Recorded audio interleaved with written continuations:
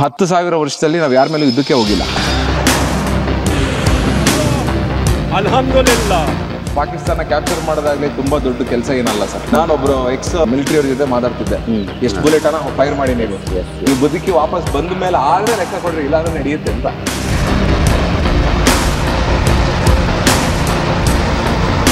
ನಿಮ್ಮ ಅಪ್ಪ ಇಂಡಿಯಾ, ನೀವು ಏನಾದ್ರು ಪ್ರಾಬ್ಲಮ್ ಆದ್ರೆ ಇಂಡಿಯಾ ಹತ್ರ ಬರಬೇಕು, ಅದು ಬಿಟ್ಬಿಟ್ಟು ಚೈನಾ ಹತ್ರ ಹೋಗ್ತೀರಾ ಅಳ್ಕೊಂಡು ಇಳ್ಕೊಂಡು ಅಂತ. ಅವರೆಲ್ಲ ಥರ್ಡ್ ಕ್ಲಾಸ್ ಕೆಲಸ ಮಾಡಿ ಚೈನಾ ಪಾಕಿಸ್ತಾನದ ಹತ್ರ ಮಾಡೋಕ್ಕೆ ರೆಡಿ ಇರೋದು. ಉದಾಹರಣೆಗೆ 5 ರಿಂದ 6 ದಿನದ ಯುದ್ಧ ಅಂದರೆ ಒಂದೇ ಚಿತ್ರಾನ್ನ ಮಾಡೋಕ್ಕೆ ಸಾಮಾನಿದೆ ಅವ್ರ ಹತ್ರ. ಬಟ್ ಕಮಿಟ್ ಆಗ್ತಿರೋದೇನವರು, ಪಾಕಿಸ್ತಾನ ಹೇಳಿದ್ನಲ್ಲ ವರ್ಷ ಸಾಲ ಮಾಡ್ತಿರೋ ದೇಶ, ಈ ಸರಿ ನಾನು ಸಾಲ ಕೊಡ್ತೀನಿ ನಿನಗೆ, ನೀವು ಯುದ್ಧ ಮಾಡಬೇಕಾದ್ರೆ ಮಾಡ್ತಾರೆ. ಅವ್ರಿಗೆ ಕಾಮನ್ ಸೆನ್ಸ್ ಇಲ್ಲ ಅವ್ರಿಗೆ. They want to continue it, fine. But what they have started, I'll tell you, we'll finish it. ಪ್ರಿಯ ವೀಕ್ಷಕರೇ ನಮಸ್ಕಾರ. ಕಾರ್ಯಕ್ರಮವನ್ನು ನೋಡಿ ಸುಮ್ಮನಾಗಬೇಡಿ, ನಮ್ಮ ವಾಹಿನಿಯನ್ನ ಸಬ್ಸ್ಕ್ರೈಬ್ ಮಾಡ್ಕೊಳ್ಳಿ. ಹಾಯ್ ಹಲೋ ನಮಸ್ಕಾರ ವೀಕ್ಷಕರೇ, ನಾನು ಸಂದೀಪ್ ಶೆಟ್ಟಿ, ಹೆಗ್ಗದ್ದೆ. ಇದು ಹೆಗ್ಗದ್ದೆ ಸ್ಟುಡಿಯೋ. ವೀಕ್ಷಕರೇ, ನಾನು ಇವತ್ತು ಹಾವೇರಿಗೆ ಬಂದಿದ್ದೀನಿ. ನೋಡಿ, ಇದನ್ನ ಅರೆಮಲ್ನಾಡ್ ಅಂತಾನೂ ಕರೀತಾರಂತೆ, ಮತ್ತೆ ನಾವೆಲ್ಲ ಬಯಲು ಸೀಮೆ ಅಂತಾನೂ ಕೂಡ ಹೇಳ್ತೀವಿ. ನನ್ನ ಹಿಂದೆ ಒಂದು ಗದ್ದೆ ಇದೆ, ಆಮೇಲೆ ಇಲ್ಲಿ ಕಬ್ಬಿನ ಗದ್ದೆ ಇದೆ, ಮನೆಗಳಿದ್ದಾವೆ. ನಾವೀಗ ಸದ್ಯಕ್ಕೆ ಒಂದು ಕಟ್ಟೆ ಮೇಲ್ಗಡೆ ಕೂತ್ಕೊಂಡಿದ್ದೀವಿ. ಇಲ್ಲಿಗೆ ಯಾಕೆ ಬಂದಿದ್ದೀನಿ ಗೊತ್ತಾ? ಈಗ ಮೇಜರ್ ಆಗಿ ಭಾರತ ಪಾಕ್ ನಡುವೆ ಯುದ್ಧ ಆಗ್ತಾ ಇದೆ. ಈ ಯುದ್ಧ ಶುರು ಆಗುತ್ತೆ ಅನ್ನುವಾಗಿಂದಲೂ ಕೂಡ ಇವತ್ತಿನ ದಿನ ಏನು ಯುದ್ಧ ಆಗ್ತಾ ಇದೆ, ಇವತ್ತಿನ ದಿನಾನು ಕೂಡ ಇದೊಂದು ಹಾಟ್ ಟಾಪಿಕ್ ಆಗಿರುವಂಥ ವಿಚಾರ. ಆದರೆ ಇದ್ರ ಬಗ್ಗೆ ನಮಗೆ ಸಿಕ್ಕಾಪಟ್ಟೆ ಕನ್ಫ್ಯೂಷನ್ಸ್ ಇದೆ. ನಮಗೆ ಯಾರೋ ಏನೋ ಹೇಳ್ತಾರೆ, ಅದನ್ನ ನಾವು ನಂಬಿಡ್ತೀವಿ. ಅದು ಹಂಗಂತೆ ಹಿಂಗಂತೆ. ನಿಜವಾಗಿ ಯುದ್ಧ ಅಂದರೆ ಯಾವ ರೀತಿ ನಡೆಯುತ್ತೆ? ಆಮೇಲೆ ಯಾಕೆ ಭಾರತಕ್ಕೆ ಈ ಚೀನಾ ಇರ್ಬೋದು, ಪಾಕಿಸ್ತಾನ ಇರ್ಬೋದು, ಯಾವಾಗಲೂ ಎಂಟಿಯಾಗಿ ಯಾಕೆ ಕೆಲಸ ಮಾಡುತ್ತೆ? ಆಮೇಲೆ ಈ ಯುದ್ಧದಿಂದ ಏನೆಲ್ಲ ಪರಿಣಾಮಗಳಿರುತ್ತೆ, ಇವೆಲ್ಲದ್ರ ಬಗ್ಗೆ ಒಂದು ಕೂಲಂಕುಷವಾಗಿ ಡಿಸ್ಕಷನ್ ಮಾಡೋಣ ಅಂತಾನೆ ಇವತ್ತು ಹಾವೇರಿಗೆ ಬಂದಿದ್ದು. ನನ್ನ ಜೊತೆಗೆ ಡಾಕ್ಟರ್ ವಿನಯ್ ಕುಮಾರ್ ಅವರು ಇದ್ದಾರೆ. ಅವರ ಊರಿದು, ಹಂಗಾಗಿ ಅವರು ಇವತ್ತು ಇಲ್ಲಿದ್ರು. ಇಲ್ಲಿಗೆ ಬೆಂಗಳೂರಿಂದ ಹುಡ್ಕೊಂಡು ಬಂದಿದ್ದೀನಿ ಅವ್ರವ್ರಿಗೆ. ಸೊ ಅವ್ರನ್ನ ಬಿಡಬಾರ್ದು ಅಂತಾನೆ ಹುಡ್ಕೊಂಡು ಬಂದಿದ್ದೀನಿ. ಈ ಎಪಿಸೋಡ್ ಅನ್ನ ಕಂಪ್ಲೀಟ್ ಆಗಿ ನೋಡಿ, ಯಾಕಂದ್ರೆ ಇಲ್ಲಿ ತುಂಬಾ ಇನ್ಫಾರ್ಮೇಶನ್ ಇರುತ್ತೆ. ಇಷ್ಟು ದಿನ ನಾವು ಆರೋಗ್ಯದ ಬಗ್ಗೆ ಒಂದು ಮಾಹಿತಿಯನ್ನ ಕೊಡ್ತಾ ಇದ್ದೀವಿ. ಈಗ ದೇಶದ ಆರೋಗ್ಯ, ದೇಶದ ಬಗ್ಗೆ ಒಂದು ಕಾಳಜಿ, ಜೊತೆಗೆ ಈ ಸದ್ಯದ ಪರಿಸ್ಥಿತಿಲಿ ಈಗ ಯಾರೊಬ್ರು ಸೋಷಿಯಲ್ ಮೀಡಿಯಾದಲ್ಲಿ ಹೇಳ್ತಾ ಇದ್ರು, ಸಿಂಧು ನದಿ ನೀರನ್ನ ಕಟ್ ಮಾಡ್ಬಿಡ್ತಾರಂತೆ, ಆ ಕಡೆ ಹೋಗೋದೇ ಇಲ್ಲ ಅಂತೆ, ಹಂಗಾಗತ್ತಂತೆ ಹಿಂಗಾಗತ್ತೆ. ನಿಜವಾಗಿಯೂ ಅಣೆಕಟ್ಟಲ್ಲಿ ಆಗಿದ್ಯಾ? ಇದ್ರ ಬಗ್ಗೆ ಯಾರಿಗಾದ್ರೂ ಒಂದು ಐಡಿಯಾ ಇದೆಯಾ? ಇದೆಲ್ಲದ್ರ ಬಗ್ಗೆ ಒಂದು ಸವಿಸ್ತಾರವಾದ ಮಾಹಿತಿ ಬೇಕು. ಸರ್, ಇವತ್ತಿನ ಕಾರ್ಯಕ್ರಮಕ್ಕೆ ನಿಮ್ಮೂರಿಗೆ ಬಂದು ನಿಮ್ಗೆ ಸ್ವಾಗತವನ್ನು ಕೋರ್ತಾ ಇದ್ದೀನಿ. ಸ್ಪೆಷಲಿ ಖುಷಿ ಆಯ್ತು ನನಗೆ, ನಿಮ್ ಮನೆ ಎಲ್ಲ ನೋಡ್ಕೊಂಡು ಬಂದ್ವಿ. ಈಗ ನಮ್ಮಲ್ಲಿ ತುಂಬಾ ಜನರಿಗೆ ಒಂದಿಷ್ಟು ನಾಲೆಜ್ ಇದ್ರೂ ಕೂಡ ಯಾರೋ ಹೇಳೋದನ್ನ ನಾವು ಕೇಳಿಸ್ಕೊಂತಾ ಇರ್ತೀವಿ. ಸೋಷಿಯಲ್ ಮೀಡಿಯಾದಲ್ಲಿ ಒಂದೊಂದು ದೊಡ್ಡ ದೊಡ್ಡ ಬರ್ತಾ ಇರುತ್ತೆ.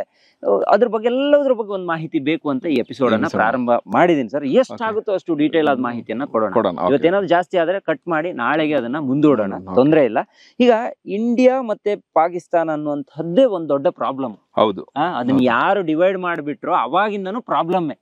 ಸೊ ನಿಮ್ಮ ಹತ್ರ ನಾನು ಪ್ರಾರಂಭದಲ್ಲೇ ಕೇಳೋದು ಸರ್, ಎಲ್ಲಿಂದ ಈ ಪ್ರಾಬ್ಲಮ್ ಸ್ಟಾರ್ಟ್ ಆಯ್ತು ಅಂತ? 1846 ಸರ್. ಓಕೆ, ಫಸ್ಟ್ ನಮಗೆ ಕಾಶ್ಮೀರ ಅಂತ ರೆಕಗ್ನೈಸ್ ಮಾಡಿದ್ದು, ಅಥವಾ ನಮಗೆ princely States of Jammu and Kashmir. Kashmir ಅನ್ನೋದು ನಿಮಗೆ ಕಶ್ಯಪ ಮುನಿಗಳಿಗೆ ರೆಸ್ಪಾನ್ಸಿಬಲ್ ಆಗಿರ್ತಕ್ಕಂಥ ಜಾಗ. ಈಗ ನಮಗೆ ಶಂಕರಾಚಾರ್ಯರಿಗೆ ಅಂದ್ರೆ ಒಂದು ಜಾಗ ಇದೆ, ಭರದ್ವಾಜ ಮಹರ್ಷಿಗಳಿಗೆ ಒಂದು ಜಾಗ ಇದೆ, ಮೇರು ಸುಮೇರು ಪರ್ವತಗಳಿಗೆ ಒಂದು ರೆಸ್ಪಾನ್ಸಿಬಿಲಿಟಿ ಇದೆ. ನಾವು ಕೇದಾರ್ನಾಥ್ ಹೋದಾಗ ಮಾತಾಡಿದ್ವಿ. ಸೊ ನಿಮಗೆ ಒಂದೊಂದು ಜಾಗಕ್ಕೂ ಒಂದೊಂದು ನಾಲೆಡ್ಜ್ ಬೇಸ್ ಇರೋದ್ರಿಂದ ಅದು ಒಂದು ಬ್ಯೂಟಿಫುಲ್ ಎನರ್ಜಿ ಇರೋಂಥ ಜಾಗ. ಸೊ ನಿಮಗೆ ಶಂಕರಾಚಾರ್ಯರು ಕೇರಳದಿಂದ ನಡ್ಕೊಂಡು ಬಂದು ಕಾಶ್ಮೀರ ತನಕ ಹೋಗಿ ಒಂದು ದೇವಿನ ಸ್ಥಾಪನೆ ಮಾಡ್ತಾರೆ, ಒಂದು ಎನರ್ಜಿ ಸೆಂಟರ್ ನ ಕ್ರಿಯೇಟ್ ಮಾಡ್ತಾರೆ. ಅಂದ್ರೆ Kashmir had its own energy. ನಿಮ್ಗೆ ಕಾಶ್ಮೀರ್ ಫೈಲ್ ಸಿನಿಮಾ ನೋಡಿದ್ರೆ ಒಂದಷ್ಟು ಔಟ್ಪುಟ್ ಸಿಗುತ್ತೆ ನಿಮ್ಗೆ. ಕಾಶ್ಮೀರ್ ಹೆಂಗಿತ್ತು, ಹೆಂಗ್ ಡೆಸ್ಟ್ರಾಯ್ ಆಗಿದೆ. ಈಗ ನರೇಟಿವ್ ಏನು, ನರೇಟಿವ್ ಅಂತಂದ್ರೆ ನಿಮಗೆ ಷಡ್ಯಂತ್ರ. ಈಗ ಉದಾಹರಣೆಗೆ ಹುಲಿಗಳ ಸಂತತಿ ಕಡಿಮೆ ಆಗ್ತಿದೆ. ಇನ್ನು 100 ವರ್ಷ ಆದ್ಮೇಲೆ ಹುಲಿಗಳು ಇರ್ಲಿಲ್ಲ ಅಂತಂದ್ರೆ ನಾವೇನ್ ಅನ್ಕೋತೀವಿ, ಹುಲಿ ಒಂದು ಇಮ್ಯಾಜಿನರಿ ಕ್ಯಾರೆಕ್ಟರ್ ಅಂತ ಅನ್ಕೋತೀವಿ. ಹುಲಿ ಅಂತ ಇರ್ಲಿಲ್ಲ ಮರ, ಇವ್ರು ಸುಮ್ನೆ ಅಂತದ ಹೇಳೋದು, ಅದೇಂಗಿರಕ್ ಸಾಧ್ಯ ಅಂತ. ಈಗ ನಮ್ಗೆ ನಾಟಿ ದನಗಳು ಸರಿಸುಮಾರು 1200 ತಳಿಗಳು ನಶಿಸಿ ಹೋಗಿದೆ HF ಜರ್ಸಿ ಹಾವಳಿಯಿಂದ. ಈಗ ನಮಗೆ ಹಸು ನೋಡಿದ್ರು ಗೂಳಿ ಅಂತಾನೆ ಅನ್ಸುತ್ತೆ ಈಗಿರೋ ಹಸುಗಳು, ಕೆಲರಿ ತಳಿಗಳು ನೋಡಿದ್ರೆ ನಮಗೆ ಅಲ್ವಾ. ಸೊ ಆ ಕನ್ಫ್ಯೂಷನ್ಸ್ ಇದೆ ನೋಡಿ. ಒಂದು ನರೇಟಿವ್ ಆಗ ಈಗ ಪುಲ್ವಾಮಾ ಅಟ್ಯಾಕ್ ಆದಾಗ, ಟೆರರ್ ಅಟ್ಯಾಕ್ ಆದಾಗ, ಅಥವಾ ನಿಮಗೆ ಅದಕ್ಕಿಂತ ಮುಂಚೆ ಉರಿ ಇದು ಸರ್ಜಿಕಲ್ ಸ್ಟ್ರೈಕ್ ಮಾಡಿದಾಗ, ಪಠಾನ್ಕೋಟ್ ಅಲ್ಲಿ ಟೆರರ್ ಅಟ್ಯಾಕ್ ಆದಾಗ ಜನರದ್ದು ಹೆಂಗೆ ಅಂತಂದ್ರೆ ಆ ಮೂಮೆಂಟ್ ಅಲ್ಲಿ ಅಲ್ಲಿ ಬದುಕಿರೋರಿಗೆ ಅದು ನಿಜ ಅಂತ ಅನ್ಸಿತ್ತು. ಹೌದು, ಹೊರಗಡೆಯಿಂದ ನೋಡೋರಿಗೆ ನಮಗೆ ತುಂಬಾ ಸಿಂಪಲ್ ಅಂತ ಅನ್ಸುತ್ತೆ. 10 ವರ್ಷನೋ 15 ವರ್ಷ ಆದ್ಮೇಲೆ ಅದ್ರ ಬಗ್ಗೆ ಯಾವ್ದಾದ್ರು ಒಂದು ಸಿನಿಮಾ ಬಂದ್ರೆ ಇಲ್ಲ ಇದೆಲ್ಲ ರಾಜಕೀಯ ಪ್ರೇರಿತ, ಹಿಂಗೆಲ್ಲ ಎಂತದು ಆಗಿಲ್ಲ ಅಂತ ಹೇಳೋದು ಜನರು. ಸೊ ಇದೊಂದು common mind set, stupid attitude ಇದೆ ನಮಗೆ ಭಾರತ ದೇಶದಲ್ಲಿ, ಭಾರತದ ಮಣ್ಣಲ್ಲಿ ಮತ್ತೆ ಭಾರತೀಯರ ಮನಸ್ಥಿತಿಯಲ್ಲಿ ಹೆಂಗೆ ಅಂದ್ರೆ ಸರ್, ಕ್ಷಮಿಸೋದು ನಮಗೆ ತುಂಬಾ ಈಸಿ, ಸ್ಯಾಕ್ರಿಫೈಸ್ ಮಾಡೋದು ತುಂಬಾ ಈಸಿ. ಆಮೇಲೆ ಕಳೆದ ನಿಮಗೆ 10,000 ವರ್ಷದಲ್ಲಿ ನಾವ್ ಯಾರ ಮೇಲೂ ಯುದ್ಧಕ್ಕೆ ಹೋಗಿಲ್ಲ. We have never fought a war. Fought a war ಅಂದ್ರೆ ನಮ್ಮ ಅಸ್ತಿತ್ವನ ಉಳಿಸ್ಕೊಳ್ಳೋಕೋಸ್ಕರ ಯುದ್ಧ ಮಾಡಿದೀವಿ. ಲ್ಯಾಂಡ್ ಏರಿಯಾನ ಎಕ್ಸ್ಪ್ಯಾಂಡ್ ಮಾಡಕ್ಕೆ ಅಂತ ಹೋಗಿಲ್ಲ. ನಾವು ಯಾರನ್ನು ಕಾನ್ಕರ್ ಮಾಡ್ಕೊಳಕ್ ಹೋಗಿಲ್ಲ, ಕಾನ್ಕರ್ ಮಾಡಲ್ಲ ನಾವು. ನಮಗೆ ಇದು ಪಾಕಿಸ್ತಾನ ಮೇಲೆ ಯುದ್ಧ ಮಾಡೋದಾಗ್ಲಿ ಅಥವಾ ಪಾಕಿಸ್ತಾನ ಕ್ಯಾಪ್ಚರ್ ಮಾಡೋದಾಗ್ಲಿ ತುಂಬಾ ದೊಡ್ಡ ಕೆಲಸ ಏನಲ್ಲ ಸರ್. 2014ರಿಂದ ಈಚೆಗೆ ಸರ್ಕಾರಗಳು ಹಣಗಳನ್ನ ಹಣ ಮೀಸಲಿಟ್ಟಿರೋದು ತುಂಬಾ ಈ ದೇಶದ ರಕ್ಷಣೆಗೋಸ್ಕರ, ಅಥವಾ ನಿಮಗೆ ಡಿಫೆನ್ಸ್ ಫಂಡ್ಸ್ ಅಂತ ನೋಡಿದ್ರೆ 2014 ಈಚೆಗೆ ಸಿಕ್ಕಾಪಟ್ಟೆ ಖರ್ಚು ಮಾಡಿದೀವಿ. ಈಗ ಒಂದು ಪಾಯಿಂಟ್ ಅನ್ನು ನಿಮ್ಗೆ ಕೇಳೇ ಬಿಡ್ತೀನಿ. ಈಗ ಸದ್ಯಕ್ಕೆ ಯುದ್ಧ ಆಗ್ತಿದೆಯಲ್ಲ ಸರ್, ಇದಕ್ಕೆ ತುಂಬಾ ಖರ್ಚು ಆಗ್ತಾ ಇರುತ್ತಾ ಹೆಂಗೆ ಪ್ರತಿದಿನ? ಅಂದ್ರೆ ಈಗ ಯಾರೋ ಹೇಳ್ತಾ ಇದ್ರು, ಯಾವ್ದಾದ್ರು ಒಂದು ಬಾಂಬ್ ಅನ್ನ ಹಾಕಿ ಅಥವಾ ಇನ್ನೊಂದು ಯಾವ್ದನ್ನ ಹೊಡೆದು ಹಾಕಿದ್ರು ಕೂಡ ಎರಡೂ ದೇಶಗಳಿಗೆ ಲಾಸ್ ಆಗುತ್ತೆ ಅಂತಾನು ಹೇಳ್ತಾ ಇದ್ರು. ಸೊ ನಮ್ಮ ದೇಶಕ್ಕೂ ಎಷ್ಟು ಲಾಸ್ ಆಗುತ್ತೆ ಇದು? ಇಲ್ಲ, ನಮ್ದು ವಿ ಆರ್ ಬ್ರಿಲಿಯಂಟ್ ಸರ್. ಅಂದ್ರೆ ಇಂಡಿಯನ್ಸ್ ಆಟಿಟ್ಯೂಡೇ ಬೇರೆ ತರ ಇದೆ. ಉದಾಹರಣೆಗೆ ಈಗ ನಾವು ಆಂಟಿ ಮಿಸೈಲ್ಸ್ ಅಂತ ಸಿಸ್ಟಮ್ ಅಂತ ಒಂದಿದೆ ಅಲ್ವಾ, ಆಂಟಿ ಮಿಸೈಲ್ ಸಿಸ್ಟಮ್ ಇದೆ. ಸೊ ಈಗ ನಮ್ಮ ಇಸ್ರೋ, ನಮ್ಮ ದೇಶದಾಗಿರ್ತಕ್ಕಂಥ ಸಂಸ್ಥೆ DRDO, ಆಮೇಲೆ ನಮ್ಮ ಇಂಡಿಯನ್ ಕಂಬೈನ್ಡ್ ಡಿಫೆನ್ಸ್ ಇದಾವಲ್ಲ, ಯಾವ್ಯಾವ ಏರ್ಫೋರ್ಸ್, ನೇವಿ ಇವೆಲ್ಲ ಇದಾವಲ್ಲ, we have all come up with an agreement across the globe. ಜಗತ್ತಿನಾದ್ಯಂತ ನಮ್ಮ ಮಿತ್ರ ರಾಷ್ಟ್ರಗಳು ಯಾವಿದಾವೆ ಅಂದ್ರೆ ಅವರು ನಮ್ ತರನೇ ಕಷ್ಟಪಡ್ತಿರೋರು. ಈಗ ಇಸ್ರೇಲ್ ಅಲ್ಲಿ ಯಹೂದಿಗಳ ಪಾಪ್ಯುಲೇಷನ್ ನ ಸಾಯಿಸ್ಬೇಕು ಅಂತ ಡಿಸೈಡ್ ಆಗಿದೆ, ಮುಸ್ಲಿಂ ಪಾಪ್ಯುಲೇಷನ್. ಅಂದ್ರೆ ಯಾರು ಹಮಾಸ್ ಉಗ್ರರಾಗಿರ್ಬೋದು, ಗಾಜಾ ಸ್ಟ್ರಿಪ್ ಪ್ರಾಬ್ಲಮ್ ಆಗಿರ್ಬೋದು, ಇವರೆಲ್ಲ. ಸೊ ಇದೇ ತರ ಪ್ರಾಬ್ಲಮ್ ಇಂಡಿಯಾಗೆ ಏನ್ ಬಂದಿದೆ ಅಂತಂದ್ರೆ, ಈಗ ಇಂಡಿಯಾದಲ್ಲೇ ಬಂದು ಇಂಡಿಯಾದಲ್ಲಿ ನೀನು ಹಿಂದೂ ಆದ್ರೆ ಸಾಯಿ ಅಂತ ಸಾಯಿಸೋದಂಗೆ. ಸೊ ಯಾವಾಗ ಒಂದು ಮನುಷ್ಯತ್ವನ ಮರೆತು ಧರ್ಮದ ಆಧಾರದ ಮೇಲೆ ಡಿಸಿಷನ್ ತಗೊಳಕ್ ಹೋಗ್ತಾನೋ ಅದ್ರ ಕಾನ್ಸಿಕ್ವೆನ್ಸಸ್ ಯುದ್ಧಗಳು. ಇದು ಇವತ್ತಲ್ಲ, ಯಾವಾಗ ಆಗಿತ್ತು. ಹೌದು, ನಿಮಗೆ ಮಹಾಭಾರತ ರಾಮಾಯಣ ಕಾಲದಿಂದಾನು ನಿಮಗೆ ಇದೇ ಪ್ರಾಬ್ಲಮ್. ಹೌದು, ಈಗ ರಾಮಾಯಣ ನಿಮ್ಗೆ ಹೆಂಗ್ ಅನ್ಸುತ್ತೆ? ರಾಮಾಯಣ ದರ್ಶನಂ ಓದಿದೀರಾ ನೀವು? ರಾಮಾಯಣ ದರ್ಶನಮಲ್ಲಿ ಯಾರು ಸುಪೀರಿಯರು? ರಾಮಾಯಣ ದರ್ಶನಮಲ್ಲಿ ಹೈಲೈಟ್ ಕ್ಯಾರೆಕ್ಟರ್ ಯಾರು? ರಾಮ ಅಲ್ಲ, ಊರ್ವಶಿ, ಇವರು ಲಕ್ಷ್ಮಣನ ಹೆಂಡತಿ. ಅಲ್ಲಿಂದ ಶುರು ಆಗೋದು ಅಲ್ಲ, ಅವರು ಹೈಲೈಟ್ ಕ್ಯಾರೆಕ್ಟರ್. ಯಾಕೆ ಅಂತಂದ್ರೆ ಗಂಡನ್ ಮಾತ್ ಕೇಳಿದ್ಲ ಅಯ್ಯಮ್ಮ ಅಂತ. ಸೊ ಸೀತೆನು ಗಂಡನ್ ಮಾತ್ ಕೇಳ್ಬಿಟ್ಟು ಸುಮ್ನೆ ಕಾಡಲ್ಲಿ ಇದ್ದಿದ್ರೆ ಅಥವಾ ಊರಲ್ಲಿ ಇದ್ದಿದ್ರೆ ರಾವಣ ಬರ್ತಿರ್ಲಿಲ್ಲ, ಎತ್ಕೊಂಡ್ ಹೋಗ್ತಿರ್ಲಿಲ್ಲ, ಜಗಳಗಳಾಗ್ತಿರ್ಲಿಲ್ಲ, ಸಾಯ್ತಾ ಇರ್ಲಿಲ್ಲ, ಇಷ್ಟೆಲ್ಲ ಕಾಂಪ್ಲಿಕೇಶನ್ಸ್, ಕಾಂಟ್ರವರ್ಸಿಗಳೇ ಆಗ್ತಿರ್ಲಿಲ್ಲ ಅಂತ. ನಮಗೆ ಯಾರು ಯಾವಾಗ ಮಾತ್ ಕೇಳಲ್ವೋ ಅವಾಗೆಲ್ಲಾ ಪ್ರಾಬ್ಲಮ್ಸ್ ಗಳು ಶುರು ಆಗುತ್ತೆ. ಇವ್ರದ್ದು ಅದೇ ಕತೆ, ಪಾಕಿಸ್ತಾನದ್ದು ಇದೇ ಕತೆ. 2014ರಿಂದ ನೀವು ಹೇಳ್ತಾ ಇದ್ರಿ, ಅದೊಂದು ನಮ್ಮ ವೀಕ್ಷಕರಿಗೆ ಗೊತ್ತಾಗ್ಲಿ ಅಂತ ನಾ ಇನ್ಫಾರ್ಮೇಶನ್ ಹೇಳಕ್ ಶುರು ಮಾಡ್ತೀನಿ. ಯಾಕಂದ್ರೆ 2014ರಿಂದ 2025 ಇಲ್ಲಿ ತನಕ ನಾವು ಯುದ್ಧಕ್ಕೆ ಎಷ್ಟು ಸನ್ನದ್ಧರಾಗಿ ಅದಕ್ಕೆ ಬೇಕಾಗಿರುವಂತಹ ದುಡ್ಡನ್ನ ನಾವು ಕ್ರೋಢೀಕರಿಸಿ ನಮಗ್ ಬೇಕಾಗಿರುವಂತಹ, ಈಗ ಯಾವುದೇ ಇರಬಹುದು, ಕ್ಷಿಪಣಿಗಳಿರ್ಬಹುದು ಅಥವಾ ಪ್ರತಿಯೊಂದು, ಎಷ್ಟು ನಾವು ಕ್ರೋಢೀಕರಿಸ್ಕೊಂಡಿದೀವಿ ಒಂದು ಅಂದಾಜಿನ ಪ್ರಕಾರ? ಅದ ಯುದ್ಧ ಅಂತಂದ್ರೆ ನಮ್ಗೆ 2 ಪ್ಯಾರಲಲ್ ಥಿಂಗ್ಸ್ ಇರುತ್ತೆ. ಈಗ ಅವ್ರು ಇನ್ನೂ ಹಳೆ ಕಾಲ ಯುದ್ಧ ಮಾಡ್ತಾರೆ ಪಾಕಿಸ್ತಾನದವರು. ಹೌದು, ಅಂದ್ರೆ ನಿಮಗೆ ಕ್ರಾಸ್ ಫೈರ್ ಮಾಡೋದು, ಸೀಸ್ ಫೈರ್ ನ ವೈಲೇಷನ್ ಮಾಡಿ ಕ್ರಾಸ್ ಫೈರಿಂಗ್ ಮಾಡಿ ಮನುಷ್ಯರನ್ನೇ ಹೊಳಗ್ ಕಳ್ಸೋದು. ಅದು ಸುತ್ತೋ. ಹಂಗಾಗಿ ಹೆಣಗಳ ರಾಶಿ ಎಣ್ಸ್ಕೊಳಕ್ ಶುರು ಮಾಡಿದ್ವಿ ನಾವು. 1999 ಶುರು ಆಗ್ತಿದ್ದಂಗೆ ನಾವು ಹೆಣಗಳು ಎಣ್ಸ್ಕೊಳಕ್ ಶುರು ಮಾಡಿದ್ವಿ. But beauty of this year, ಈ ವರ್ಷದ ಬ್ಯೂಟಿ ಏನು ಅಂದ್ರೆ, ಯುದ್ಧ ಶುರು ಆಗಿ 4 ದಿವಸ ಆಗಿದೆ. 7ನೇ ತಾರೀಕು ಬೆಳಿಗ್ಗೆ, 8ನೇ ತಾರೀಕು, 9ನೇ ತಾರೀಕು, ಇವತ್ತು 10ನೇ ತಾರೀಕು. ಹೆಚ್ಚು ಕಡಿಮೆ 4 ದಿವಸ ಆಗಿದೆ. 3-4 ದಿವಸದಲ್ಲಿ ಎಷ್ಟು ಎಣ್ಣೆ ತಗೊಂಡಿದೀವಿ ನಾವು? ಎಲ್ಲೋ ಎಣಿಕೆ ಪ್ರಮಾಣ, ಒಬ್ರೋ ಇಬ್ರೋ. ಅದು ಲೈಕ್ ಇದ್ರಲ್ಲಿ ಕೊಲಾಟ್ರಲ್ ಡ್ಯಾಮೇಜ್ ಎಲ್ಲ ಆಗಿರೋದು. ಸಾಯ್ತೀನಿ ಅಂತ ಗೊತ್ತಿದ್ದು ಹೋಗಿ ಸತ್ತಿರೋರು ಯಾರಿಲ್ಲ. ಯಾಕೆ ಅಂದ್ರೆ ಟೆಕ್ನಾಲಜಿಕಲಿ ವಿ ಹ್ಯಾವ್ ಅಡ್ವಾನ್ಸ್. ನಾವು ಟೆಕ್ನಾಲಜಿಯನ್ನ ಬಳಸ್ಕೊಂಡಿದ್ದೀವಿ, ಅದಕ್ಕೋಸ್ಕರ ನಮ್ಮಲ್ಲಿರುವಂತಹ ಬಜೆಟ್ ಅಲ್ಲೂ ಒಂದಿಷ್ಟು ದುಡ್ಡನ್ನ ಅದಕ್ಕೆ ಹಾಕಿದೀವಿ ಅಲ್ವಾ? ಅಲ್ಲ, ಸರಿ ಸುಮಾರು 20-30% ಸರ್. ನಾನೊಬ್ರು ಎಕ್ಸ್ ಮಿಲಿಟರಿ ಅವ್ರ ಜೊತೆ ಮಾತಾಡ್ತಿದ್ದೆ. ಸರ್ ಹೆಂಗಿದೆ ಕೇಳಿದೆ, ತುಂಬಾ ಚೆನ್ನಾಗಿದೀವಿ ಅಂದ್ರು. ಯಾಕೆ ಸರ್ ಕೇಳಿದೆ. ಸರ್ ಮೊದ್ಲು ನಮಗೆ ಲೆಕ್ಕ ಕೊಡಕ್ಕಿತ್ತು, ಎಷ್ಟು ಬುಲೆಟ್ಸ್ ಫೈರ್ ಮಾಡಿದ್ರಿ, ಎಲ್ಲಿ ಫೈರ್ ಮಾಡಿದ್ರಿ, ಲೆಕ್ಕ ಕೊಡಿ ಅಂತ ಹೇಳ್ತಿದ್ರು. ಈಗಿನ ಸರ್ಕಾರಗಳು, ಈಗಿನ ಡಿಫೆನ್ಸ್ ಹೆಡ್ಸ್ ಗಳು ಹೆಂಗಿದಾರೆ ಅಂದ್ರೆ, ಫಸ್ಟ್ ನೀವು ಬದುಕಂಡ್ ಬನ್ರಿ, ಎಷ್ಟನ ಖರ್ಚಾಗ್ಲಿ, ಎಷ್ಟು ಬುಲೆಟ್ ಅನ್ನ ಫೈರ್ ಮಾಡಿ ನೀವು ಬದುಕಿ ವಾಪಸ್ ಬಂದ ಮೇಲೆ ಆದ್ರೆ ಲೆಕ್ಕ ಕೊಡ್ರಿ, ಇಲ್ಲ ಅಂದ್ರೆ ನಡೆಯುತ್ತೆ ಅಂತ. So attitude of government towards the enemy has changed. 2014ರಲ್ಲಿ ಅಂದ್ರೆ ಯುದ್ಧ ಆಗಿದ್ರೆ ಸರ್, ನಾನು ಹೇಳ್ತೀನಿ ನಾವು ಡೆಫಿನೆಟ್ ಆಗಿ ಸೋಲ್ತಿದ್ವಿ. ಒಂದು, ಆರ್ಥಿಕವಾಗಿ ನಮಗೆ ಸಪೋರ್ಟ್ ಮಾಡಕ್ ಯಾರು ಇರ್ಲಿಲ್ಲ, ಮೇಕ್ ಇನ್ ಇಂಡಿಯಾ ಕಾನ್ಸೆಪ್ಟೇ ಇರ್ಲಿಲ್ಲ. ಈಗ ಹೆಂಗಾಗಿದೆ ಅಂತ ನಾನೊಂದು ಅಮಿತ್ ಶಾದ್ ಒಂದು ಇಂಟರ್ವ್ಯೂ ಅಲ್ಲಿ ನೋಡ್ತಿದ್ದೆ. ಈ ದೇಶಕ್ಕೆ ಚಮಚ ಇಂಪೋರ್ಟ್ ಮಾಡ್ಕೊತಾ ಇದೀವಿ ಅಂತ ಹೇಳಿದ್ರಂತೆ ಯಾರೋ. ಈ ದೇಶ 140 ಕೋಟಿ ಜನಸಂಖ್ಯೆಯಲ್ಲಿ ಚಮಚಗಳು ಕಡಿಮೆ ಇದೆಯಾ ಅಂತ ಅವ್ರು ಹೇಳಿದ್ರಂತೆ. ಇಲ್ಲ, ಸ್ಟ್ರಿಕ್ಟ್ ಆಗಿ ಬ್ಯಾನ್ ಮಾಡ್ಬೇಕು ಅಂತ. ಸೊ ಈ ಥಾಟ್ ಪ್ರೋಸೆಸ್ ಇಂದಾನೆ ನಿಮ್ ಮೇಕ್ ಇನ್ ಇಂಡಿಯಾ ಬಂದಿದ್ದು. ನಾವು ತುಂಬಾ ಲೇಜಿ ಆಗ್ಬಿಟ್ಟಿದ್ವಿ ಸರ್. 2000ಕ್ಕೆ ಯಾವಾಗ ನಮಗೆ ಗ್ಲೋಬಲೈಸೇಷನ್ ಅಗ್ರಿಮೆಂಟ್ ಸೈನ್ ಆಯ್ತು, LPG ಅಂತ ಕರಿತೀವಿ, ಪ್ರೈವೇಟೈಸೇಷನ್, ಗ್ಲೋಬಲೈಸೇಷನ್ ಮತ್ತೆ ಲಿಕ್ವಿಡೇಷನ್. ಸೊ ನಿಮ್ದು ಯಾವ್ದೇ ಅಸೆಟ್ಸ್ ಎಲ್ಲಿಂದ ಇದ್ರೂ ತಗೊಂಡ್ ಬಂದು ಇಂಡಿಯಾದಲ್ಲಿ ಬಿಸ್ನೆಸ್ ಮಾಡ್ಬೋದು, ಯಾರು ಬೇಕಾದ್ರೂ ಬಿಸ್ನೆಸ್ ಮಾಡ್ಬೋದು. ಅದು ಗ್ಲೋಬಲೈಸೇಷನ್ ಅಂತ ಕರಿತೀವಿ. ಅದಾದ್ಮೇಲೆ ನಿಮಗೆ ಕಾಯಿಲೆಗಳು ಬರಕ್ ಶುರುವಾಗಿದ್ದು. ಮೆಕ್ಡೊನಾಲ್ಡ್ಸ್, KFC, ಪಿಜ್ಜಾ ಹಟ್ ಎಲ್ಲ ನಿಮಗೆ ಅದಾದ್ಮೇಲೆ ಬಂದಿದೆ. ಅದಕ್ಕಿಂತ ಮುಂಚೆ ಬಿಸ್ನೆಸ್ ಮಾಡಕ್ಕೆ ತುಂಬಾ ಕಷ್ಟ ಇತ್ತು. ರೂಲ್ಸ್ ರೆಗ್ಯುಲೇಷನ್ಸ್ ಗಳು ತುಂಬಾ ಇದ್ವು, ಪರ್ಮಿಷನ್ ತಗೊಳ್ಳೋದೆಲ್ಲ ಕಷ್ಟ ಇತ್ತು. ಈಗೇನಿಲ್ಲ, ನೀವೇನಿಲ್ಲ, ಒಂದು ಮಾಮೂಲಿ ಅಂಗಡಿ ತಗೊಂಡು ಯಾವ್ದೋ ಒಂದು ಅಂಗಡಿ ನೋಡ್ಕೊಳ್ಳಿ, ಅಂಗಡಿದು ಕಾರ್ಪೊರೇಷನ್ ಲಿಮಿಟ್ಸ್ ಅಲ್ಲಿ ನೀವು ಒಂದು ಲೆಟರ್ ಕೊಟ್ಟರೆ ಆಯ್ತು ಅಷ್ಟೇ. ನಂಗೆ ಟ್ರೇಡ್ ಲೈಸೆನ್ಸ್ ಬೇಕು, ಟ್ರೇಡ್ ಲೈಸೆನ್ಸ್ ಬರುತ್ತೆ. ನೀವಲ್ಲಿ ಮೆಕ್ಡೊನಾಲ್ಡ್ಸ್ ಅನ್ನ ಮಾಡ್ರಿ, KFC ಅನ್ನ ಮಾಡ್ರಿ, ನೀವು ಯಾವ್ದೇ ಕಸ ತಂದು ಮಾರ್ರಿ, ಕೇಳಲ್ಲ ನಿಮ್ಮನ್ನ ಜನ, ಆಯ್ತಾ. ಸೊ ಈ ಚಾಲೆಂಜ್, ಈ ಪ್ರಾಬ್ಲಮ್ಸ್ ಎಕ್ಸಿಸ್ಟ್ ಆಗ್ತಿತ್ತು. ಈಗ ಅದ್ ಏನಾಗಿದೆ, ನಾವು ಬೇರೆ ದೇಶಗಳಿಂದ ಎಷ್ಟು ಅವಲಂಬಿಸ್ಬಿಟ್ಟಿದ್ವಿ. ನಾವು ಆಮದುಗಳು ಮಾಡ್ಕೊಳ್ಳೋದು, ಇಲ್ಲಿಂದ ರಫ್ತಾಗೋದು ಕಡಿಮೆ, ಆಮದು ಮಾಡ್ಕೊಳ್ಳೋದು ಜಾಸ್ತಿ. ಹೌದು. ಸೊ ನಾನ್ ನಿಮ್ಮ ಹತ್ರ ಪ್ರತಿ ಸರಿ, ಉದಾಹರಣೆಗೆ ನಿಮ್ಮ ಹತ್ರ ಅಡಿಕೆ ಇದೆ ಅನ್ಕೊಳ್ಳಿ, ನಾನ್ ಬರೀ ಭತ್ತ ಬೆಳಿತೀನಿ ಅನ್ಕೊಳ್ಳಿ. ಭತ್ತ ರೇಟ್ ಎಷ್ಟು, ಅಡಿಕೆ ರೇಟ್ ಎಷ್ಟು? ಅಡಿಕೆ ರೇಟ್ ಇವತ್ತು ಸರಿ ಸುಮಾರು 300-400 ರೂಪಾಯಿ ಇದೆ. ಭತ್ತ ರೇಟ್ ಎಷ್ಟಿದೆ? ಭತ್ತ ರೇಟ್ ತುಂಬಾ ಕಡಿಮೆ, 12 ರೂಪಾಯಿಂದ 20 ರೂಪಾಯಿ ಇದೆ. ಸೊ ನಾನು ವರ್ಷ ಪೂರ್ತಿ 1 ಎಕರೆಯಲ್ಲಿ ಬೆಳೆದ್ರೆ ಎಷ್ಟು ಬೆಳಿಬಲ್ಲೆ? ಭತ್ತ ಬೆಳೆದ್ರೆ 40 ಚೀಲ ಬೆಳಿತೀನಿ ಅಷ್ಟೇ. ನೀವ್ ಎಷ್ಟು ಚೀಲ ಅಡಿಕೆ ಬೆಳಿತೀರಾ? ಜಾಸ್ತಿ ಬೆಳಿತೀವಿ. ಎಷ್ಟು ಲಕ್ಷ ವ್ಯತ್ಯಾಸ ಬಂತು? ಹೌದು. ಸೊ ಆಮದು ರಫ್ತು ಹಿಂಗ್ ಆಗ್ತಿರ್ಬೇಕಾದ್ರೆ ಬ್ಯಾಲೆನ್ಸ್ ತುಂಬಾ ವ್ಯತ್ಯಾಸ ಆಗ್ಬಿಟ್ಟಿತ್ತು. ಅವಾಗ ಏನಾಗುತ್ತೆ, ನಮ್ಗೆ ಯುದ್ಧ ಮಾಡಕ್ಕಾಗ್ಲಿ, ಜಗಳ ಮಾಡಕ್ಕಾಗ್ಲಿ ತಾಕತ್ತಿರಲ್ಲ. ಯಾಕಂದ್ರೆ ನಮ್ಮ ಹತ್ರ ಆರ್ಥಿಕವಾಗಿ ಸ್ಟ್ರಾಂಗ್ ಇರಲ್ವಲ್ಲ. ಈಗ ನಾವು ತುಂಬಾ ಸನ್ನದ್ಧರಾಗಿದ್ವಿ, ಮತ್ತೆ ತಾಕತ್ತಿತ್ತು, ನಮ್ಮ ಹತ್ರ ತಾಕತ್ತಿತ್ತು. ಆಮೇಲೆ attitude of the leaders has change ಅಂತಂದಲ್ಲ.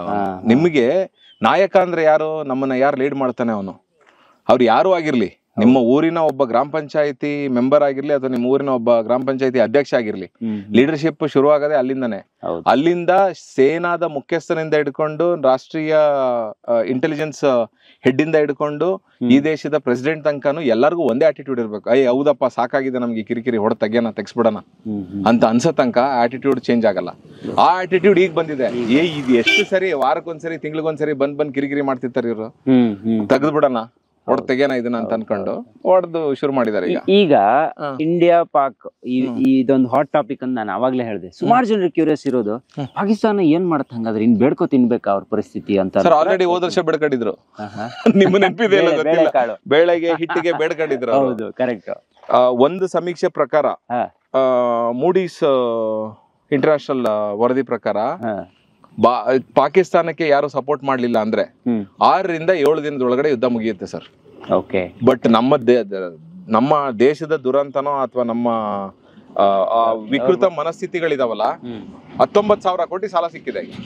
ಹೌದು, 19,000 ಸಾಲ ಕೊಟ್ಟಿರೋದು, 19,000 ಕೋಟಿ ಸಾಲ ಕೊಟ್ಟಿರೋದು ಏನ್ ಮಾಡಕ್ ಹೇಳಿ, ಯುದ್ಧ ಮಾಡ್ಲಿ ಅಂತ.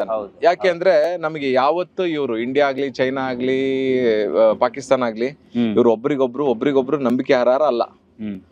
ಈಗ ನಮ್ಮ ಕಳೆದ ಸರ್ಕಾರಗಳು, ಜನರ ಆಟಿಟ್ಯೂಡ್ಗಳು, ದಾರಿದ್ರ್ಯ, ಬಡತನ, ಈ ಸ್ಲೇವರಿ ಅಂತೀವಲ್ಲ ನಾವು, ಅದು ನಮ್ಮ ಮನಸ್ಸಲ್ಲಿತ್ತು.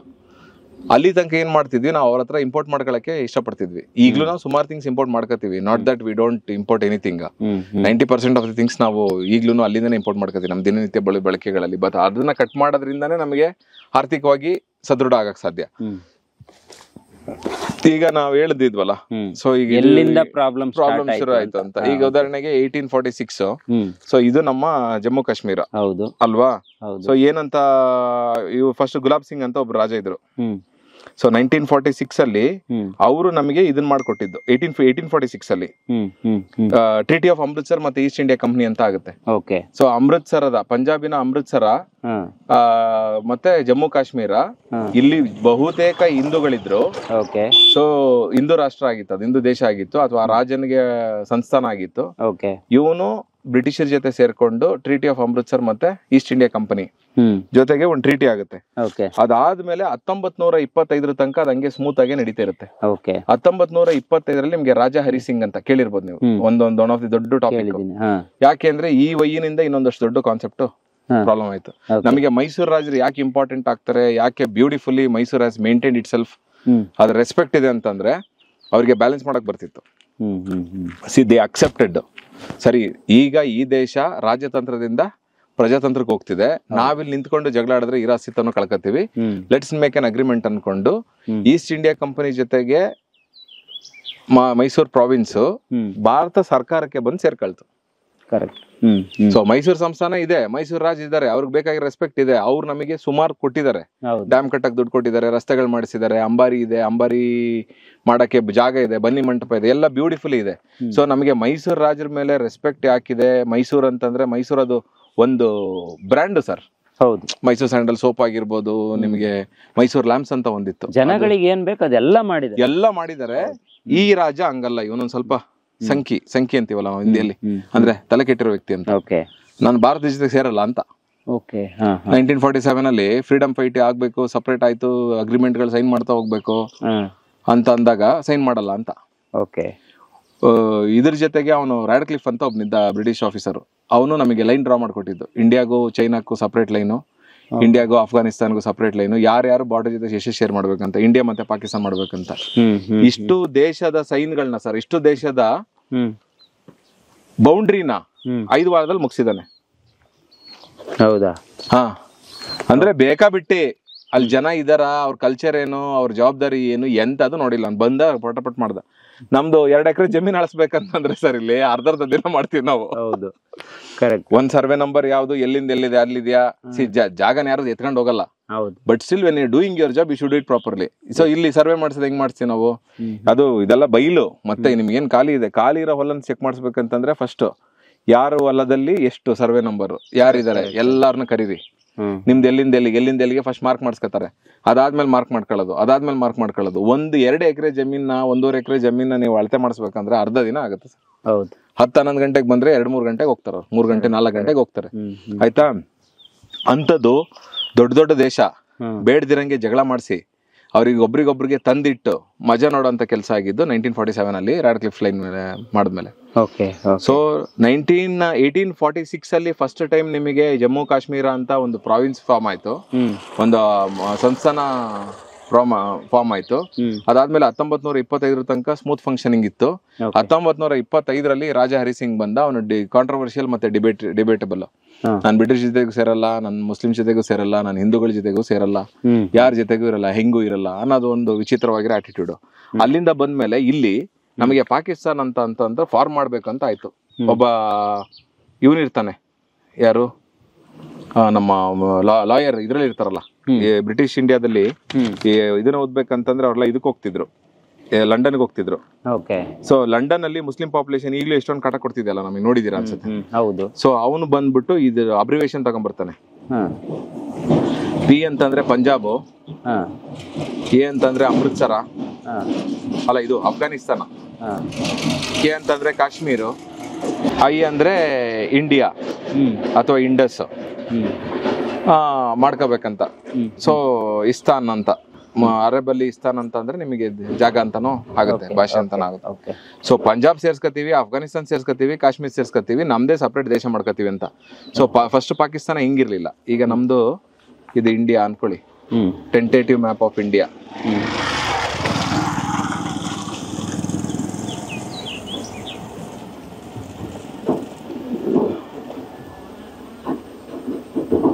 ಸೊ ಇದು ನಮ್ಮ ಇಂಡಿಯಾ ಇದೆ, ರಫ್ ಮ್ಯಾಪ್ ಆಫ್ ಇಂಡಿಯಾ ಇದೆ ಇದು. ಸೊ ಅವ್ರ ಪ್ರಕಾರ ಕಾಶ್ಮೀರ, ಜಮ್ಮು ಕಾಶ್ಮೀರ, ಪಂಜಾಬ್ ಮತ್ತೆ ಅಫ್ಘಾನಿಸ್ತಾನ್ ಪೂರ್ತಿ ತಗೊಂಡ್ರೆ ಒಂದ್ ದೇಶ ಆಗ್ಬೇಕು ಅಂತ. ಸೊ ನಥಿಂಗ್ ಡೂಯಿಂಗ್ ಅಂತ, ಅವೆಲ್ಲ ಆಗೋದಿಲ್ಲ ಅಂತ. ಇವರು ಬ್ರಿಟಿಷ್ ಲಂಡನ್ ಇರ್ತಿದ್ರಲ್ಲ, ಇವ್ರದ್ದು ಕೆಲ್ಸನೇ ಅಲ್ಲಿ ಓಡಾಡೋದು. ಈಗ ಹಿಂಗೆ ಈಗ ಇವ್ರಿಗೆ ಪಾಕಿಸ್ತಾನ ಅವ್ರಿಗೆ ತಮಾಷೆ ಮಾಡ್ಬೇಕಾರೆ ಅಂತಾರೆ, ನಿಮ್ಮ ಅಪ್ಪ ಇಂಡಿಯಾ, ನೀವು ಏನಾದ್ರು ಪ್ರಾಬ್ಲಮ್ ಆದ್ರೆ ಇಂಡಿಯಾ ಹತ್ರ ಬರ್ಬೇಕು, ಅದು ಬಿಟ್ಬಿಟ್ಟು ಚೈನಾ ಹತ್ರ ಹೋಗ್ತೀರಾ ಅಳ್ಕೊಂಡು ಅಂತ. ಅವರೆಲ್ಲ ಥರ್ಡ್ ಕ್ಲಾಸ್ ಕೆಲಸ ಮಾಡ್ಚೇನೆ ಸರ್. ಇದು ತುಂಬಾ ದೊಡ್ಡ ಡಿಬೇಟಬಲ್ ಟಾಪಿಕ್ ಸರ್ ನಿಮಗೆ. ಈಗ ನಮ್ ಪ್ರಾಬ್ಲಮ್ ಆಗಿರೋದೇನು, ಇದು ನಮ್ಮ ಕಾಶ್ಮೀರ ಆಗಿರ್ಬೇಕಿತ್ತು. ಜಗತ್ತಲ್ಲಿ ತಪ್ಪು ಮ್ಯಾಪ್ ಮಾಡಿದ್ರೆ ಫುಲ್ ಮಾರ್ಕ್ಸ್ ಸಿಗೋದು ಒಂದೇ ದೇಶ ಅಂತಂದ್ರೆ ಭಾರತ ಅನ್ಸುತ್ತೆ. ಸೊ ಇದು ನಮ್ಮ ಕಾಶ್ಮೀರ ಅಂತ ನಾವು ಮ್ಯಾಪ್ ಕೊಟ್ಟಿರೋದು. ಬಟ್ ಆಕ್ಚುಲಿ ಅರ್ಧ ಪಾಕಿಸ್ತಾನದ ಹತ್ರ ಇದೆ, ಇದು ಚೈನಾದ ಹತ್ರ ಇದೆ. ಇದನ್ನ ನಾವು ಅಕ್ಸಾಯ್ ಚಿನ್ ಅಂತ ಕರಿತೀವಿ. ಸೊ ನಮ್ದು ಮಾನಸರೋವರಲ್ಲಿ ಇಲ್ಲೇ ಹೋಗಿರೋದು 1962 ಯುದ್ಧ ಆಯ್ತಲ್ಲ, 1962. ಸೊ ಅವಾಗ ಇದು ಕಳ್ಕೊಂಡ್ವಿ ನಾವು. ಅಲ್ಲಿಂದ ಯಾರು ಕ್ಲೇಮ್ ಮಾಡಕ್ ಹೋಗೇ ಇಲ್ಲ ಇಲ್ಲಿ ತನಕ. ಸರಿ. ಸೊ ಇದು 1947 ಅಲ್ಲಿ ಡಿಸ್ಟರ್ಬೆನ್ಸ್ ಆಗ್ಬೇಕಾದ್ರೆ 1947, 1948 ಒಂದು ಯುದ್ಧ ಆಗಿದೆ ಇಂಡಿಯಾ ಪಾಕಿಸ್ತಾನಕ್ಕೆ. ಮರ್ತೋಗ್ಬಿಟ್ಟಿದ್ದಾರೆ ಸುಮಾರು ಜನ ಅದನ್ನ. ಸೊ ಈ ಯುದ್ಧ ಆದಾಗ ಇದಿಲ್ಲಿ ತಗೊಂಡಿರೋದು. ಸೊ ಇದು ತುಂಬಾ ಪ್ರಾಬ್ಲಮ್ಯಾಟಿಕ್ ಜಾಗ. ಯಾಕೆ ಅಂದ್ರೆ ಇಲ್ಲಿ ಪರ್ವತ ಶ್ರೇಣಿ ಇದೆ. ಇಂಗ್ಲಿಷ್ ಅಲ್ಲಿ ಒಂದ್ ಗಾದೆ ಇದೆ, ಮೌಂಟೇನ್ ಈಟ್ ಮೆನ್ ಅಂತ. ಬೆಟ್ಟದ ಮೇಲೆ ಇರೋನ್ಗೆ ಕೆಳಗಡೆ ಅವ್ನ್ ಕ್ಲೀನ್ ಆಗಿ ಕಾಣಿಸ್ತಾನೆ, ಕೆಳಗಡೆ ಇರೋನು ಮೇಲ್ಗಡೆ ನೋಡಕ್ಕಾಗಲ್ಲ. ಸೊ ಬೆಟ್ಟದ ಮೇಲೆ ಯಾರಾದ್ರೂ ಹತ್ ಕೂತ್ಕೊಂಡ್ರು ಅಂತಂದ್ರೆ ಕೆಳಗಡೆ ಎಷ್ಟ್ ಜನ ಬಂದ್ರು ಹೊಡೆಸಾಯಿಸ್ಬೋದು. ಇವ್ರೆಲ್ಲಾರು ಕೆಲವ್ರೆಲ್ಲ ಸ್ಟುಪಿಡ್ಗಳ ತರ ಮಾತಾಡ್ತಲ್ಲ, ಒಡದ್ ತಗಬಿಡ್ಬೇಕು ಅಂತ. ಒಡದ್ ತಗೊಳಕ್ ಆಗಲ್ಲ, ಬಿಕಾಸ್ ನೀವ್ ಅದ್ ಬೆಟ್ಟಗಳಿರೋದಲ್ಲಿ. ಈ ತರ ಸಮತಟ್ಟು ಪ್ರದೇಶ ಆಗಿದ್ರೆ ಹೊಡೆದ್ ಹಾಕ್ಬಿಡ್ಬೇಕು. ಹೊಡೆದ್ ಹಾಕಕ್ ಅದೇನು ಹಂಚ್ ಮೇಲೆ ಮಾಡೋ ಆಮ್ಲೆಟ್ ಸರ್ ಅದು, ಮೊಟ್ಟೆ ಹೊಡೆದ್ ಹಾಕದ್ವಿ ಅನ್ನಕ್ಕೆ. ಹಂಗ್ ವರ್ಕ್ ಆಗಲ್ಲ ಅದು ಸ್ಟುಪಿಡ್ ಅನಾಲಜಿ ಅದು. ಈಗ ನೋಡ್ರಿ, ಈಗ ನಮ್ ಜಮೀನ್ ಹಿಂಗ್ ಇದೆ ಅನ್ಕೊಳ್ಳಿ, ಇದು ಸಮತಟ್ಟು ಪ್ರದೇಶ ಇದೆ ಅನ್ಕೊಳ್ಳಿ. ಈಗ ನೀವು ಬೇಕಾದ್ರೆ ಇಲ್ಲಿಂದ ಇಲ್ಲಿಗೆ ಒಂದ್ 100-500 ಲಾರಿಗಳನ್ನ ತರ್ಸ್ಕೊಂಡು ನೀವು ಮಿಲಿಟರಿನ ಕೂಮ್ ಮಾಡ್ಕೊಂಡು ತಾಂಡೋಗ್ಬಿಡ್ಬೋದು. ನಾವು STF ಆಪರೇಷನ್ ಮಾಡ್ತೀವಲ್ಲ ಅದ್ರಲ್ಲಿ, ಈ ವೀರಪ್ಪನ್ ಹಿಡಿಬೇಕಾದ್ರೆ ಕುಮ್ಮಿಂಗ್ ಆಪರೇಷನ್ ಅಂತ ಇದೆ. ಯಾಕಂದ್ರೆ ಇಲ್ಲ ಪರ್ವತಗಳಿಲ್ಲ, ಸಣ್ಣ ಪುಟ್ಟ ಗುಡ್ಡಗಳಿದಾವೆ, ಬೆಟ್ಟಗಳಿದಾವೆ, ಕಾಡಿದೆ. ಅಲ್ಲಿರೋದು ಪರ್ವತ ಶ್ರೇಣಿಗಳು. ಪರ್ವತ ಅಂತ ಹೇಳಿದ್ರೆ ಈ ಸಣ್ಣ ಪುಟ್ಟ ಗುಡ್ಡಗಳಿರ್ತಾವಲ್ಲ, ಆ ತರ ಅಲ್ಲ. ನಾವು ಕೂಡ ಹೋಗಿದ್ವಿ, ಹಿಮಾಲಯಕ್ಕೆ ಹೋಗಿದ್ವಿ, ನೋಡಿದೀವಿ. ನಾವೆಲ್ಲ ಪಾಠ ಪುಸ್ತಕದಲ್ಲಿ ಏನ್ ನೋಡ್ತೀವಿ, ಹಿಮಾಲಯದ ಗಿರಿ ಶಿಖರಗಳು ಅಂತೀವಿ. ನಮ್ಗಷ್ಟು ಮಾತ್ರ ಗೊತ್ತು. ನಿಜವಾದ ಗಿರಿ ಶಿಖರಗಳನ್ನ ನೋಡ್ಬೇಕು, ಪರ್ವತ ಕಣಿವೆಗಳನ್ನ ನೋಡ್ಬೇಕು ಅಂದ್ರೆ ನಾವು ಹಿಮಾಲಯಕ್ಕೆ ಹೋಗಿನೇ ಎಕ್ಸ್ಪೀರಿಯನ್ಸ್ ಮಾಡ್ಬೇಕು. ಎಷ್ಟು ದೊಡ್ಡದಾಗಿರ್ತವೆ ಅಷ್ಟೇ ಆಳವಾಗೂ ಕೂಡ ನಮ್ಗೆ ಕಣಿವೆಗಳು ಕಾಣಿಸುತ್ತೆ. ಬಹುಶಃ ಮೇಲ್ ಕಾಣಿಸಿದ್ರು ಕಾಣಿಸ್ಬೋದೇನೋ, ಬಟ್ ಕಣಿವೆ ಅಂತೂ ಕಾಣಿಸೋದಿಲ್ಲ. ಅದನ್ನೇ ಇವ್ರು ಹೇಳ್ತಾ ಇರುವಂತದ್ದು. ಇಲ್ಲಿ ಕಣಿವೆಗಳಿದೆ, ಗಿರಿಶಿಖರಗಳಿದೆ. ಇಲ್ಲಿ ಪೂರ್ತಿ ಇದು ಹಿಂದೂ ಕುಶ್ ಮೌಂಟೇನ್ ಪರ್ವತ ಶ್ರೇಣಿ ಅಂತ. ಅದ್ರ ಹೆಸರೇ ಹಿಂದೂ ಕುಶ್ ಅಂತ. ಸೊ ನಮಗೆ ಹಿಂದೂ ಕುಶ್ ಪರ್ವತ ಶ್ರೇಣಿ ಎಲ್ಲ 4ನೇ ಕ್ಲಾಸ್ 5ನೇ ಕ್ಲಾಸ್ ಸೋಷಿಯಲ್ ಅಲ್ಲಿ ಓದ್ಬಿಟ್ಟು ಮರ್ತು ಬಿಟ್ಟಿರ್ತೀವಿ. ನೀವು ಹಿಮಾಲಯವನ್ನ ನೀವು ನೋಡಿಲ್ಲ, ಕಣ್ಣಾರೆ ನೋಡಿಲ್ಲ ಅಂತ ಹೇಳಿದ್ರೆ ನಿಮ್ಗೆ ಇಮ್ಯಾಜಿನ್ ಕೂಡ ಮಾಡಕ್ಕಾಗಲ್ಲ. ಆ ರೀತಿ ಕಣಿವೆಗಳಿದಾವೆ, ಆ ರೀತಿ ಪರ್ವತಗಳು ಕೂಡ ಇದಾವೆ. ನಾವು ಕೂಡ ಹೋಗಿದೀವಿ, ಅದನ್ನ ನೋಡ್ಕೊ ಬಂದಿದ್ದೀವಿ. ಹೌದು. ಆಮೇಲೆ ಹೌದು ಏನಾಗುತ್ತೆ, ಈಗ ಉದಾಹರಣೆಗೆ ಒಂದು ಟ್ಯಾಕ್ಟಿಕ್ಸ್ ತಗೊಳ್ಳೋಣ. ಉದಾಹರಣೆಗೆ ಇದು ಪರ್ವತ ಶ್ರೇಣಿ ಇದೆ ಅನ್ಕೊಳ್ಳಿ. ಸೊ ಇಲ್ಲಿ ನಿಮಗೆ ಬಂಡುಕೋರರು ಅಥವಾ ನಿಮಗೆ ಟೆರರಿಸ್ಟ್ ಗಳು ಇರ್ತಾರೆ ಅನ್ಕೊಳ್ಳಿ. ಸೊ ಇಲ್ಲಿಂದ ಮಿಲಿಟರಿ ಹತ್ಬೇಕಲ್ಲ. ಸೊ ಇವರಿಗೆ ಇವನ್ ಕಾಣಿಸಲ್ಲ, ಹೌದು, ಟೆರರಿಸ್ಟ್ ಕಾಣಿಸಲ್ಲ. ಇಲ್ಲಿರೋ ಟೆರರಿಸ್ಟ್ ಗಳು ಕಾಣಿಸೋದೇ ಇಲ್ಲ ಅವ್ರಿಗೆ, ಇಲ್ಲ. ಬಟ್ ಇವರಿಗೆ ಜನಕ್ಕೆ ಇವರು ಅಷ್ಟು ಜನ ಕಾಣಿಸ್ತಾರೆ.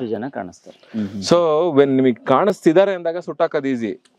ಕಾಣದ ಕೈಗಳು ಅಂತ ಹೇಳ್ತೀವಲ್ಲ, ಇವೇ ಕಾಣದ ಕೈಗಳು ಅಲ್ಲಿ ಯುದ್ಧ ಮಾಡಕ್ಕೆ. ಸೊ ಒಂದು ದೊಡ್ಡ ಚಾಲೆಂಜ್ ಏನು ನಮಗೆ ಅಂತಂದ್ರೆ ಆ ಟೆರೈನ್. ಅದಕ್ಕೆ ಈ ಸರಿ ಗವರ್ನಮೆಂಟ್ ತುಂಬಾ ಸ್ಟ್ರಾಟಜಿಕಲ್ ಆಗಿ ಮನುಷ್ಯರನ್ನ ಇಳಿಸ್ಲೇ ಇಲ್ಲ ಯುದ್ಧಕ್ಕೆ. ಟೆಕ್ನಾಲಜಿ ಯೂಸ್ ಮಾಡಿದ್ದಾರೆ.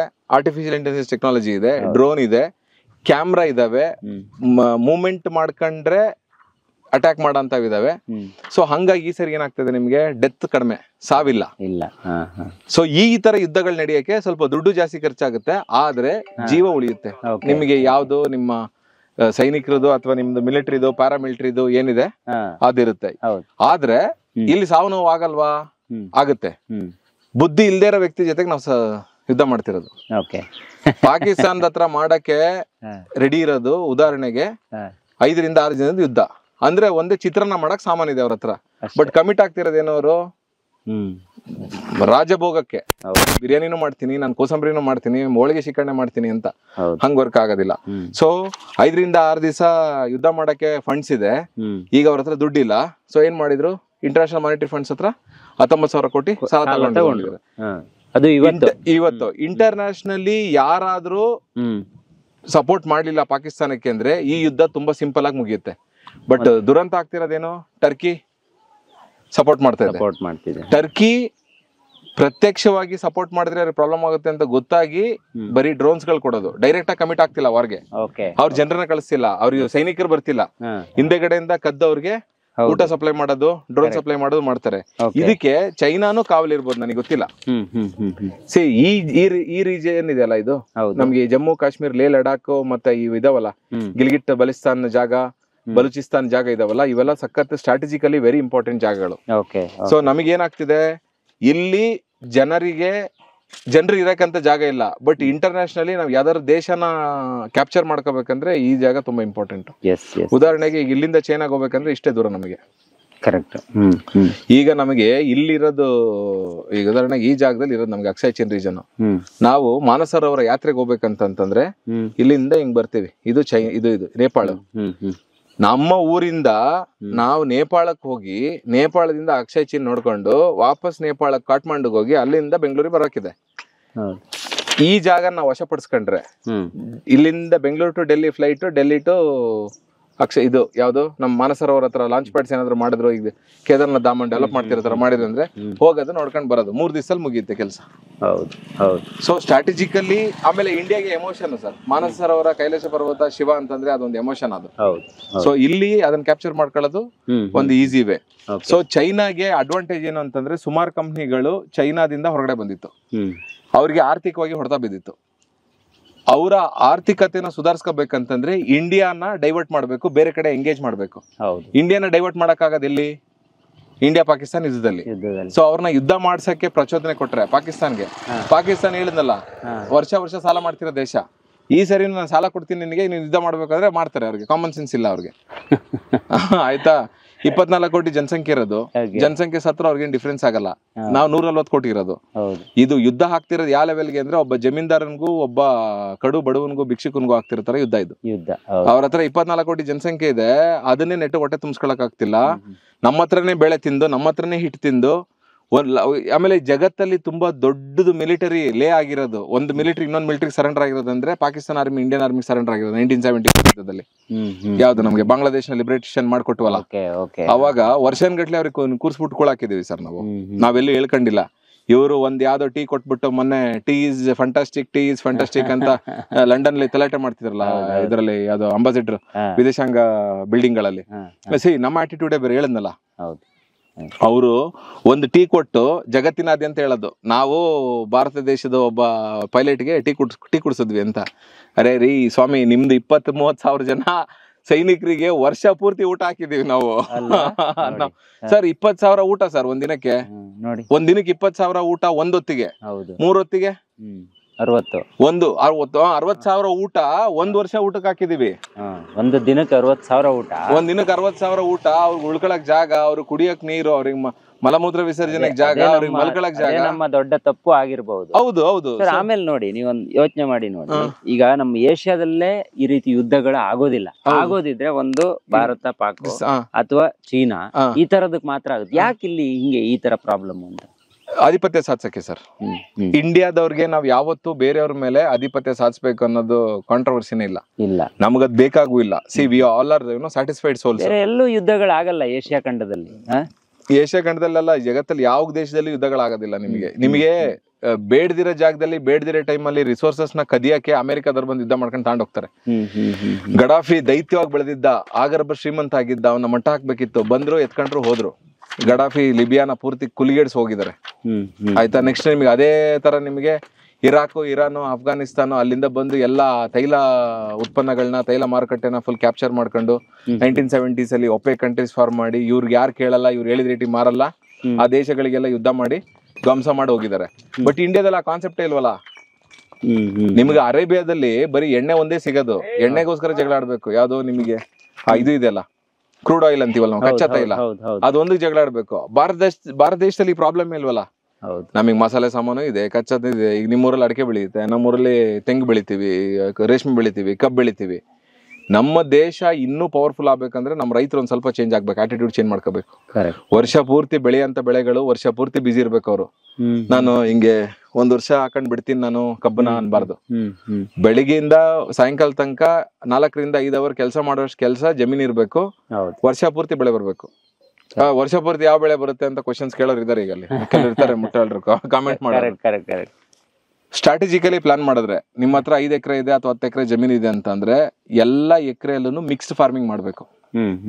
ಕಮರ್ಷಿಯಲ್ ಒಂದ್ ಲೈನು, ಸಿಲ್ವರ್ ಮರಗಳು, ತೇಗಗಳು, ರಕ್ತಚಂದನ, ಶ್ರೀಗಂಧ, ಬೇವು, ಮಲಬಾರ್ ನೀಮು, ಬಿದಿರು ಹಾಕೊಂಡು ಸೆಂಟ್ರಿಗೆ ನಮಗ್ ಬೇಕಾಗಿರೋ ಬೇಕು. 1 ವರ್ಷಕ್ಕೆ ಒಂದು ಮನೆಗೆ, ಫ್ಯಾಮಿಲಿಗೆ 1/4 ಎಕರೆ ಇದ್ರೆ ಜೀವನ ಮಾಡ್ಬಿಡೋದು ಸರ್. ಹೌದು. ಒಂದ್ ಮಾವಿನ ಮರದ ಹಣ್ಣು ಒಂದ್ ಫ್ಯಾಮಿಲಿ ತಿನ್ನಕ್ ಆಗಲ್ಲ. ಕರೆಕ್ಟ್. 10 ಜನದ ಫ್ಯಾಮಿಲಿ ಇದೀವಿ ಅಂದ್ರೆ 1 ರಿಂದ 2 ಮಾವಿನ ಹಣ್ಣು ಸಾಕು, ಒಂದ್ ಮರ ಸಾಕು. ನಿಮ್ಗೆ ತಿನ್ನಕ್ ಆಗಲ್ಲ, ಸಾಕಾಗಿ ನಾವು ಬೇರೆ ಕೊಟ್ಬಿಡ್ತೀವಿ. ಹೌದು. ಅದ್ರಲ್ಲೇ ಖಾದ್ಯ ಮಾಡ್ಕೊಳಕ್ ಶುರು ಮಾಡ್ತೀವಿ. ಹೋಳಿಗೆ, ಶಿಕರ್ಣಿ ಅಂತೆ, ಒಬ್ಬಟ್ಟು ಪಾಯಸ, ಇದು ಏನೋ ಮಾವಿನಕಾಯಿದು ಇದು ಅಂತೆ, ಏನದು ಸಾಂಬಾರು, ಮಾವಿನಕಾಯಿ ಪಲಾವು, ಮಾವಿನಕಾಯಿ ಚಿತ್ರಾನ್ನ, ಮಾವಿನ ಹಣ್ಣಿಂದು ಶಿಕರ್ಣಿ, ಈ ತರದ್ದು. ಒಂದು 10 ಜನದ ಫ್ಯಾಮಿಲಿ ಇದೀವಿ ಅಂದ್ರೆ 1 ರಿಂದ 2 ಎಕರೆ ಜಮೀನ್ ಇದ್ರೆ ನಿಮ್ಗೆ ಎಷ್ಟು ತರದ ವೆರೈಟಿ ಬೆಳಿಬಹುದು. ಮಾವು, ನಿಂಬೆ, ಗಜನಿಂಬೆ, ಅಡಿಕೆ ಎಲ್ಲದನ್ನು ಹಾಕೊಂಡ್ಬಿಟ್ರೆ ನೀವ್ ಎಲ್ಲೂ ಕೆಲ್ಸಕ್ಕೆ ಹೋಗೋದ್ ಬೇಡ. ಯಾರು ಅದರಿಂದ ಬರೋ ದುಡ್ಡು ಸಾಕು, ನಮ್ಮನ್ನ ಯಾರು ಡಿಸ್ಟರ್ಬ್ ಮಾಡಕ್ಕಾಗಲ್ಲ. ಈಗ ನಮಗ್ ಪ್ರಾಬ್ಲಮ್ ಆಗ್ತಿರೋದೇನು, ವರ್ಷ ಪೂರ್ತಿ ನಮಗೆ ಕಬ್ಬು, ಆಲೂಗಡ್ಡೆ, ಮೆಕ್ಕೆಜೋಳ, dairy industry item, food packing. ನೀವು ಒಂದು ಹಳ್ಳಿಯಲ್ಲಿ ಯಾವ್ದೋ ಒಂದು ಅಂಗಡಿಗೆ ಹೋದ್ರೆ ನಿಮ್ಗೆ ಯಾವ್ದೋ ಒಂದು ಚಿಪ್ ಸಿಕ್ಕುತ್ತೆ. ಸೊ ಇದು ನಿಮಗೆ ಆರ್ಥಿಕತೆನ ಹಿಂಜರಿಕೆ ಕೊಡುತ್ತೆ. ಬಟ್ ಯುದ್ಧ ಅಂತ ಆದಾಗ ಇಂಡಿಯಾಗೆ ಈ ಲೆವೆಲ್ ಅಲ್ಲಿ ಹಿಂಜರಿಕೆ ಆಗೋದು ಕಷ್ಟ. ಬಿಕಾಸ್ ನಾವು ಆಲ್ರೆಡಿ ಸೆಲ್ಫ್ ಸಫಿಶಿಯಂಟ್. ಅವ್ರ ತರ ಬರೀ ಒಂದ್ರ ಮೇಲೆ ಡಿಪೆಂಡ್ ಆಗಿಲ್ಲ ನಾವು. ಅವ್ರ ತರ ಬೇಡ ಅವಶ್ಯಕತೆನೇ ಇಲ್ಲ, ನಮ್ಮ ಹತ್ರ ಆಲ್ರೆಡಿ ಇದೆ, ಸುಮಾರು ಇದೆ. ಅದರಿಂದನೂ ನಮ್ಮ ಜೀವನವನ್ನ ನಾವು ಸಾಗಿಸಬಹುದು.